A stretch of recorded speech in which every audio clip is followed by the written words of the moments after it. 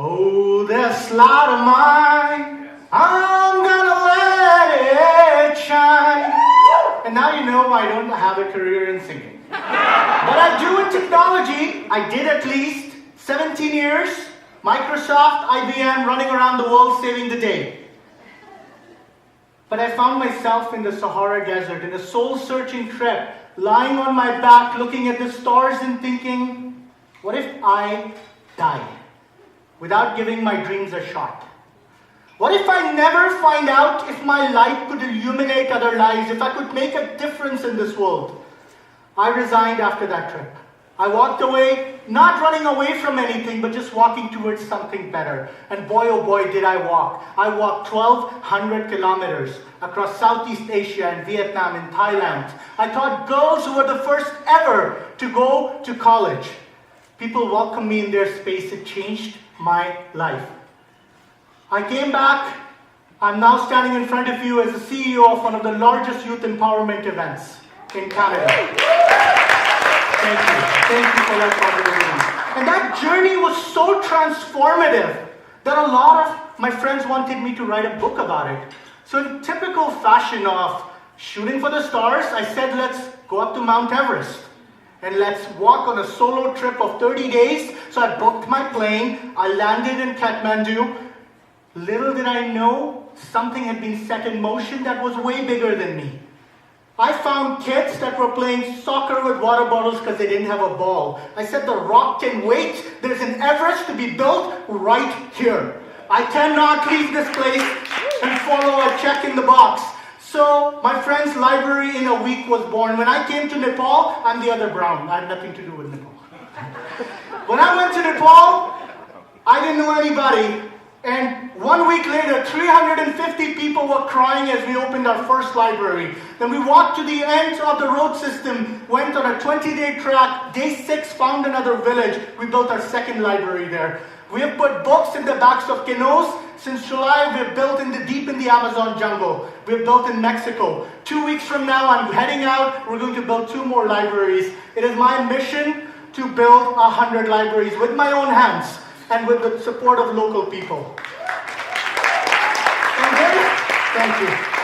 And there's a story I share in these libraries with the kids. Now, some of them don't have shoes. We're talking people that are wonderful, but they need help. And I tell them about the story of the boy in the bookshop. A boy from a good family fell on some hard times, had to drop out of school, did all his studies privately, ended up with really good grades, ended up in a good university, but life was tough. He only had $50 to spend in the month, and he spent 30 of them in the housing, so $20, which is not enough to eat. So just to make a little bit more money, he would cycle an hour and a half every day to teach and to make some extra money. And in that process was a bookshop. And he would stop and he could escape his reality. He could look at colorful books. He could see the mountains. He could touch and feel the cultures. He could taste the aroma of the food from the world, yet having an empty belly and feeling the hunger. I look in the eyes of those kids, and then, there came a time, I tell them, that every single one of those dreams of that boy came true. He went to 70 countries of this planet. He did a lot of things that he loved to do. And I look at those kids, and I get down to their level, and I say, because I know what life has ahead of them, when you are doubting yourselves, my friends, take it from a boy in the bookshop who had nothing, who's now the man who builds libraries around the world. This is my story, this is my journey, and I know how ordinary I am. If I can do it, anybody can do it.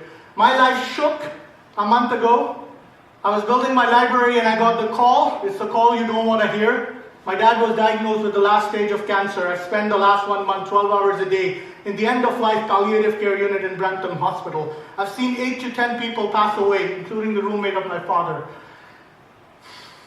And at the end of the day, I look at that experience, it's inspired me to just continue spreading the message of living with purpose, of following your dreams, of persevering. As long as you and I can do,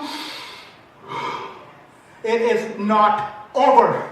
It is not over. And we keep fighting for what we believe in. So with that, I'll leave you with something that comes from my heart. Do what you love, do it well, don't waste this moment. There are boys in bookshops waiting for you to connect with your purpose. Just don't leave them hanging, and it'll change your life. And do what you love. I've never sang in front of a crowd. I'm going to do just that. And my message to you, my friends up there, my crew, is, oh, this light of yours, you've got to let it shine